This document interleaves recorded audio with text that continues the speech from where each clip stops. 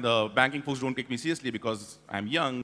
So he said, why don't you look older? You should wear a suit, grow up a beard, and look older. That's what I ask when I meet Tata founders. What are you spending time on that you hate, that you feel that I shouldn't be spending time? Somebody should build this for me. And that is how we build the new features that we come up with. Startups is our DNA. Building for founders is our DNA. If you raise $100,000, you need to 10x that. If you're raising $1 million, you need to 10x that. And the more money you raise, making it 10x becomes as harder as it can be. We were the first parent to launch UPI. We were the first to launch UPI 2.0. We were the first to launch UPI AutoPay. We were the first to launch tokenization. Every product that we built is built by talking to entrepreneurs. I spend, even at this scale or whatever, people are surprised when I say that I speak to at least one founder a week.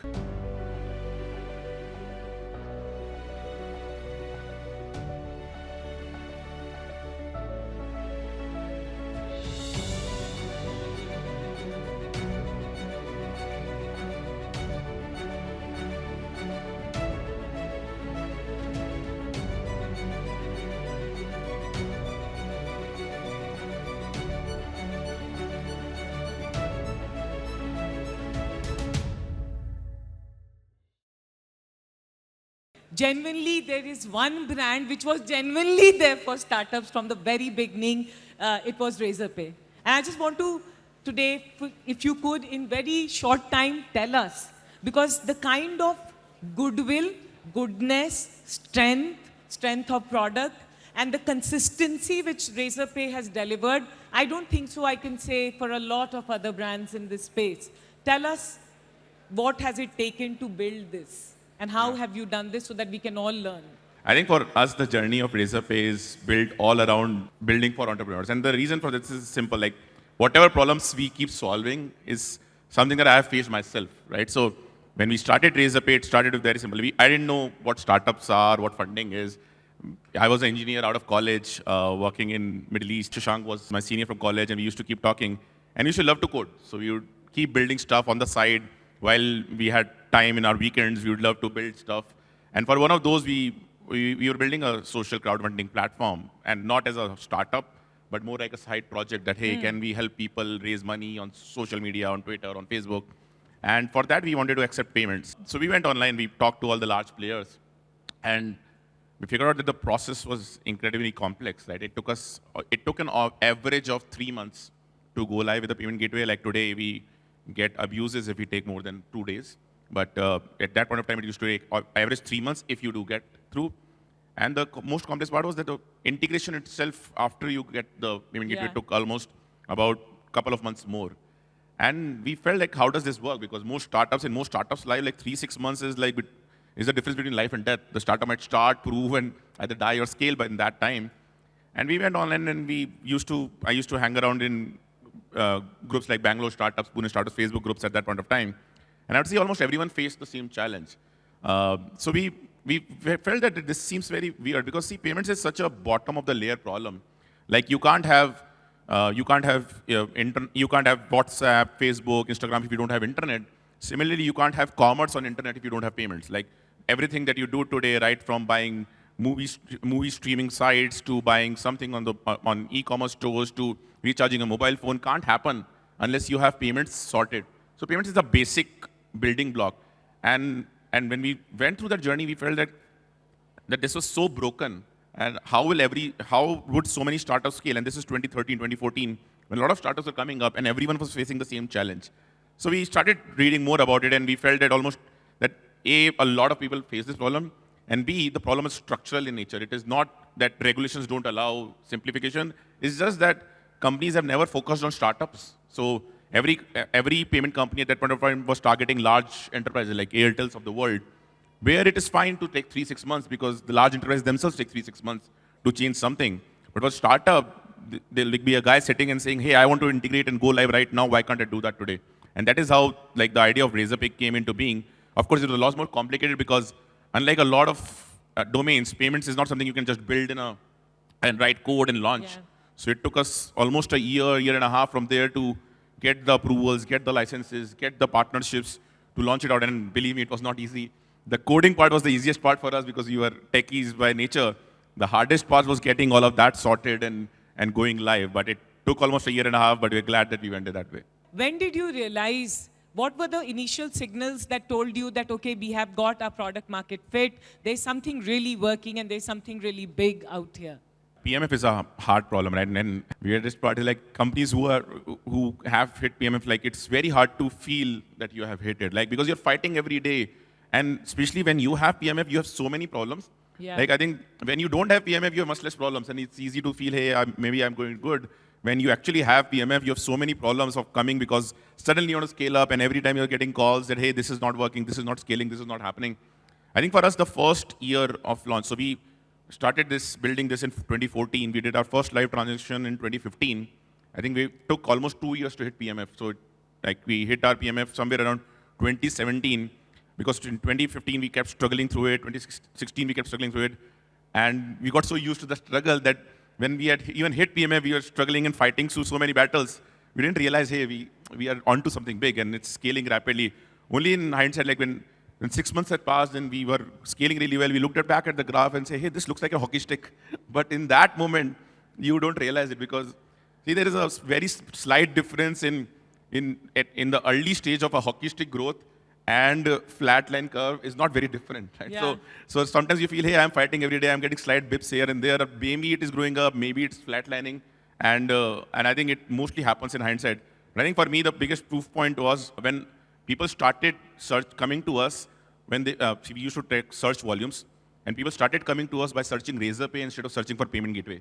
I think that is when I felt that we have hit PMF because payment gateway is such a space that at least before we launched, it was such a commoditized space that nobody would search for a brand. Yeah. People would search for payment gateway, Yeah. click the first, second link that comes in, compare 2, 3, and go in. I think it took us a lot of time to establish that brand presence where people started searching for us. And I think 2018 or 19 was the year when we crossed payment gateway as a keyword on Google Trends. Wow. That more people were searching for Razorpay than searching for payment gateway. And that's when you say you have a branded category. So I think that was the big achievement for us that we are able to create a brand in a space which was considered commoditized. There are some brands which are good brands. Then Razorpay is one. क्या किया है इसके लिए?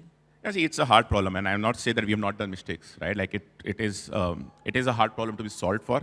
I think the only thing, brands are built with consistency, right? Like what you do repeatably is what people start perceiving your brand in. So having a daily rigorous focus on what are the few principles a brand stand for, I think it is very deliberate that these are certain things that we stand for and we need to keep fighting for it. So every product that we built is built by talking to entrepreneurs. I spend, even at this scale or whatever, people are surprised when I say that I speak to at least one founder a week.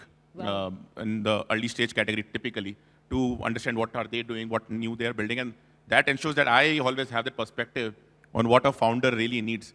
I think that is one. The second is I think the culture of the company matters a lot, right? So like I think we've been very clear that hey, we don't want to build something just because it looks cool or it's exciting and stuff like that. For example, a lot of times people came and said, hey, why don't you build a wallet? Why don't you build a UPI app or BNPL or whatever was the flavor of the month at that point of time? And then you'll scale up so fast, your valuation will grow and everything. I think we were very clear. Hey, we are building for business and business owners. So if what they need is the next thing we'll build. So instead of building a BNPL app last year, which was the flavor of the season, we said we'll build a payroll app because we felt a lot of founders struggle with payroll. We build a corporate credit card because a lot of founders struggle with getting access to credit. So I think, and I think the only way that worked for me and for my leadership as well is that we keep speaking to startup founders and ask them, what do you need next? What can we do for you next? And that is how our roadmap is decided, like besides everything else. What are some of the growth, diversification, adjacencies that you're looking at? And the second question is, are you looking at acquisition, partnerships, and collaborating with startups? Yeah, definitely. We started on payments, and payments, of course, is our core. That's where we continue to scale a lot. We've done a lot of work, but of course, it will continue to be a top priority. I think one of the brand promises that we have on payments is that anything new that happens on payments, Razorpay will be the first to bring it out. So whether it's UPI, we were the first payment gateway to launch UPI. We were the first to launch UPI 2.0. We were the first to launch UPI AutoPay. We were the first to launch tokenization. We were the first to launch the mandate edge, which is our recurring payment hub. Like we constantly have that brand promise that anything new happens in the ecosystem, we will deliver it to. So you don't have to keep worrying, hey, something new is happening. Are you guys going to launch it? It will be launched from Razorpay first. The second direction that we're going in is that we have a lot of startups coming to us on a daily basis. What more can we do for them? And I think there are two dimensions that we are picking up right now, which is credit. We're building our corporate credit card, and we are today the fastest scaling corporate credit card platform in India, simply because every startup faces it. And again, it comes from the same principle. I faced this problem myself. Till Razorpay became a unicorn, I used to use my personal card to pay our AWS bills because no bank will give a corporate credit card. And my finance guy will hate it and whatever, but you had to keep the engine running. And I know most founders start like that. You have to use a personal credit card to pay all your Google bills, Facebook bills, AWS bills. You don't know when a bank will give you a card. So that was very easily resonated with us that, hey, we need to solve this problem. And second direction where we're going in is banking. And how can we simplify it at the banking activities that a business typically does? So we acquired a company in 2017 and called Opfin, and through them we launched payroll. Because again, same principle. Like in 2015, I remember I would sit and manually do payroll for about 15 employees at Razorpay, but that was not the hard part.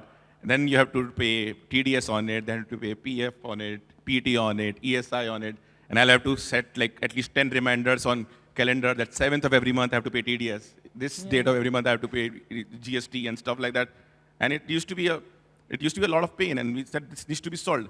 I remember like in 2017 or 18, like I would go for New Year's for a vacation, and I couldn't leave my laptop behind because on 31st of the month, the salary couldn't be approved if I didn't have my laptop with me. And these are pains that nobody else knows, but the startup founder knows because you face it every day that, hey, you can't leave your laptop behind because 31st of the month, if you are not there and approving that salary from your laptop, it can't be approved from any other laptop because that's how banking systems are built for some reason. So again, most of these products come from our experience as startup founders that, hey, what are the areas where I had to spend time and I would feel that, hey, why does nobody else solve this? And that's what I ask when I meet startup founders even now. What are you spending time on that you hate, that you feel that I shouldn't be spending time, somebody should build this for me? And that is how we build the new features that we come up with. On your question on acquisitions, I think we have done fairly large number of acquisitions, but most of our acquisitions have been, in terms of size, they've been fairly small, except for the recent one in the offline space. And that's because our acquisition philosophy is mostly around capability. Like, is there anything new that we can bring in that we don't have today? It's not about market share, it's not about revenue, it's not, hey, we do X amount of volume, they do Y amount of volume, let's add that together. But it's about we do X amount of things, this is another thing we want to do, and if we do it ourselves, it will take us X amount of years. So can we acquire somebody and do it better? Like we did payroll through Opfin, like we acquired Poshpoint for loyalty. We recently acquired EasyTab for offline because offline is a far more deeper space. We needed a more proven business to get there. And so we have constantly done that, but acquisition is not the only way. We have partnered with startups, we have invested in startups. I think there are at least 15, 20 startups. Razorpay is an investor. I personally invest separately, but even Razorpay invests a lot in startups. We partner a lot with them. We launched a launchpad program for startups called Rise because we felt there was no place where startup founders could get community aspect. And this came from my YC experience that one of the best things YC used to provide, Y Combinator used to provide was there was a community of founders that would meet once in a month and talk and discuss, and so many problems will get sorted just by hearing what the other guy is doing. And we couldn't find a lot of those communities even in a city like Bangalore.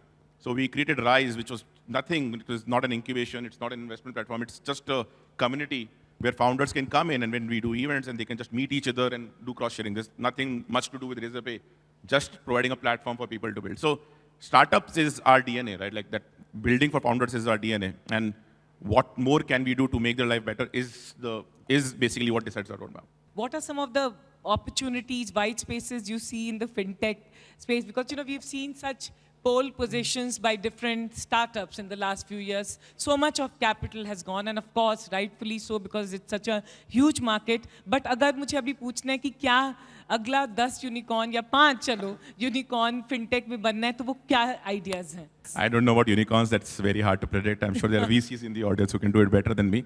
But I can say spaces, the problems that are not well solved in fintech, right? I think as a country, like the first wave of money went into simple transactional problems, which is, hey, I have money, how do I make payments? I have money, how do I deploy it into mutual funds and stuff like that? I think which is a great wave. I think the more complex aspects of fintech are taking place right now. An example I'll give is InsurTech. Like InsurTech, of course, we have had companies who are building insurance sales and stuff like that, and insurance distribution. But like I now see more complicated aspects of it, like tailor-made insurance for certain segments. Like I was giving an example recently to somebody that since 10, 15 years, like in US, if you buy an insurance and let's say you have a track record of having no accidents versus a track record of having multiple accidents, your insurance premium will be different. You have no, even in India, we still don't have that. And those are simple problems. It doesn't need AI, it doesn't need machine learning. It needs simple, tailor-made solutions. But this should exist. Like I should be rewarded for my good behavior. I should be punished for my bad behavior when it comes to things like insurance. But that doesn't happen today. And I can take an example in so many different spaces, right? Like wealth management. I mean, yes, sure, we have enough companies doing stockbroking and mutual fund investments. But do we have tailor-made products around, let's say, I have X amount of money and I'm this much risk taking versus I have Y amount of money, I'm less risk taking. Yeah. Can somebody really give that to me versus talking to a financial advisor? So these are not very hard problems to solve, but I think in the next 4, 5, 7 years, we'll see such kind of more complicated tech problems being solved for. And I'm very excited. I think fintech, well, people say there's a lot of fintech that has happened in the last 5, 10 years. I think there'll be a lot more happening in the next 10 years. And another example, area where I feel that fintech hasn't penetrated that deeply is B2B, right? Like this, as a consumer, my life has changed so rapidly in the last 10, 15 years when it comes to managing money, when it comes to dealing with fintech. As a business, nothing much has changed. When I talk to a startup, when I talk to a small business owner, the way they manage money is exactly the same. The benefits of technology hasn't reached that ecosystem. So there'll be lot of great companies that will come out in the B2B ecosystem in the next 10 years. What would you advise to entrepreneurs? Because one of the things that we also hear is that when you raise that kind of capital, then you have to chase a quarter by quarter growth and scale, and it becomes like a treadmill. Yeah, no, I think, see, there's no right way to build a business. I think the answer is different for every business. So I think bootstrap is the right way if you're in an area where bootstrapping can happen, and that's the best way to build a business. Even with raising that much money, I'll say if you have a choice to do that, go ahead and do that. But there are areas where capital plays an advantage, where you need to invest in R&D upfront. Like if I was reading the news, there's a company launching rockets in space from India. You ask them to bootstrap it out, it can never happen, right? Yeah. So there are areas where you need to put money upfront and then scale the business later. I think the only thing is that from a funding perspective, one thing has to be clear, and I speak to a lot of founders on that when you raise money, even if you raise $1, you're taking that. You are signing up for that path. You're signing up for that path of aggressive growth because the only way, if you raise some, and the more money you raise, the harder it becomes. Like you're signing up for that path. If you raise $100,000, you need to 10x that. If you're raising $1 million, you need to 10x that. And the more money you raise, making it 10x becomes as harder as it can be. So it's the right path for a lot of companies, but you need to be aware that you're signing up for that. So you can't say that, hey, I'll raise $10 million and then I'll build a profitable business and be stable. It's not an outcome that you're signing up for because your investors, when they're putting in $1 million, they're expecting a 10x return. You either have to return that or you have to be upfront that, hey, I will not be able to make it. Right? Otherwise, you're either fooling the investor or fooling yourself. So I think raising money is fine as long as you are aware that you're signing up for that kind of growth. And if that is something that excites you, then I think it's a good way to build business. That doesn't mean that you lose the basic tenets of a business. That still means that you have to still make money out of the business. You still have to scale it up sustainably. The money is still finite. So even though we have raised like $800+ million, we have built it in a very sustainable fashion. Your economics has always been positive. Our payment business has broken even. You don't see Razorpay burning hundreds of millions in ads and TV advertisements and stuff like that because we know we are a B2B business. This is the right way to build that business. And we are very clear with that part that how will we make money, how will we generate profits, at what point we have to generate what amount of profits, and that has to be clear. So that basic tenets of business doesn't go away just because you've raised money. But at the same time, one of the basic requirements when you raise money is that you have to grow aggressively. And I think sometimes as you scale up and as you want to dominate a larger and larger industry, you need certain amount of capital to make that happen. I'll say one of the primary reasons that Razorpay has to keep raising money is because we are a financial institution. So having a strong balance sheet is an important aspect that convinces regulators to give us licenses, to allow us to do more things, to allow us to get into credit. So we have no choice but have to get that money in, even though we don't do anything with it, but we have to have that money sitting in the balance sheet to give comfort to people that, hey, we can manage your money. There are a lot of people here looking for capital. You said that you also do angel investing and you're also investing. So what are the kinds of companies that are exciting? I only invest in seed stage, early stage companies. I don't invest at all in late stage. And I think my basic fundamental philosophy of investing is I invest in across sectors, but primarily it is about the founder, right? So I have a connection myself with every founder that I invest in. And if I like the founder I invest, I think that's the only criteria that I have. Okay. Unlike here, about it takes X number of months, X number of years to even go on back and forth, right? How do you manage that to crack those deals at a scale consistently without getting disheartened? That's one side of the stakeholder. The other side of stakeholder, it becomes very hard to also crack deals with the other brokers or the businesses out there, right? And how do you manage that? How do you do that at scale, grow consistently? Also, at the same point of time, manage your team. I'll give my example. For us, the infra was banks, and we had to work a lot with getting banks on board and convincing them that we should go live. And I think even today, I say that was the hardest aspect of building Razorpay and getting the banks and financial institutions to trust us, because we were two techies fresh out of college that a bank would say, hey, what do you guys know about finance? I think the way to solve it is, we had multiple channels running. So we never relied on one guy. We assumed 90% of people will say no, we need one person to say yes. So we had multiple channels running parallelly. And I think this is an advice I got in YC with Sam Altman. A lot of times we look at these problems as if they are very different kind of problems, versus for a techie like me, it is easier to solve product problems because I can structure that and solve it structurally. But sometimes these problems also have to be looked at structurally. So when I spoke to Sam Altman, I said, the banking folks don't take me seriously because I'm young and I don't speak the language, and say, so solve it. So he said, why don't you look older? You should wear a suit, grow up a beard, and look older. And it actually worked. I actually started doing that. I bought my first suit after that, and I started going to meetings wearing a suit and tie and whatnot to make myself look older. And it actually worked. But there are areas where looks matter, and it's fine that you have to solve for it. So I think it was very simple. Like looking at it as a logical problem is generally the right way to solve it. Just that we feel that, hey, somebody should just tell me, how do I solve this problem, right? Similarly, on B2B side, when I started, again, had zero knack for sales, completely coming from world, and would start going to customers and employees in larger companies and pitching Razorpay. And we failed a lot of times. And the only way to solve it was looking at as a product problem, that what is not working, and then fixing that. So went to 15 meetings, found, okay, this is the average reason because of which we are not able to get in, then solve that problem. Sometimes it would be product that we need this feature, sometimes it will be pricing, sometimes it will be something else. But looking at most things as a product problem is the best way to solve it. Again, the answer might be different for different people, but if you have a product knack, then everything essentially becomes a product problem. Just you have to look at it that way. What is the future of invoice discounting in India? When I spoke about B2B, I meant products like this, right? That I think almost the entire B2B ecosystem runs very traditionally. Invoice discounting is a great example of that. Like most people who have never exposed themselves to B2B would not even know what that industry does. But that's an example of industry that runs very traditionally. There's no tech in that space. There's no product penetration in that space. It's still running the same way that somebody creates invoice, sends to a DSA, who sends it to 3 lenders and approves it. I think that's a space ripe for disruption. And when I speak about B2B, those are the kind of spaces that we need to look at. And it's harder to look at them because they are more in-depth problems. So you have to speak to a lot more people. It's not as simple that what I want to do as a consumer. But you have to speak to 10, 15 businesses to figure out that problem. But I'm very bullish on that segment. UPI scaling up and RBI coming up with the digital currency. How do you see this? Like, it's a risk or an opportunity? How do you evaluate it? I think it's an opportunity. It can be a pretty amazing opportunity depending on how it gets executed.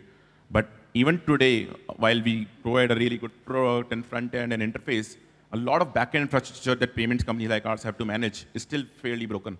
And we have to build around it. Like we have to build failovers, we have to build a lot of backups around it because the core settlement systems still are running in an old school fashion. So you do a payment and it gets reflected, but the back-end settlement between banks and players and between players and us and then us and merchants still happens in a very, very inefficient manner.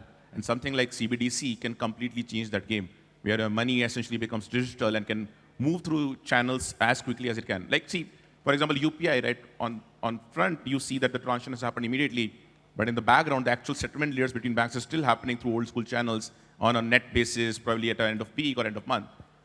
If a CBDC allows the entire value chain to go instant and the entire value chain to actually run on top of tech stack that is easily verifiable. So it will open up a lot more opportunities than we have seen so far. I'm personally looking forward to what happens with this.